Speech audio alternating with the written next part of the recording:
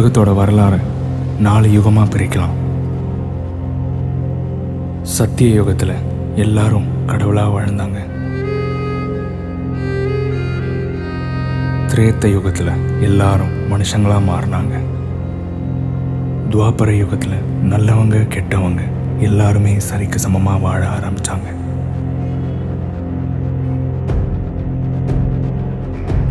இப்போ களி முத்தி போச்சு.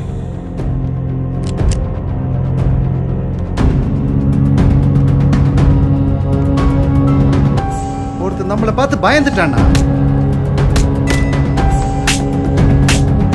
அவனை எதுவுமே பண்ணாம விட்டுறணும்.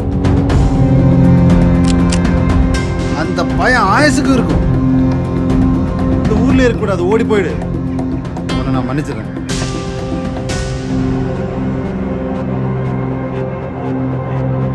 இந்த கலியுகத்தில் காசுதான் கடவுள்.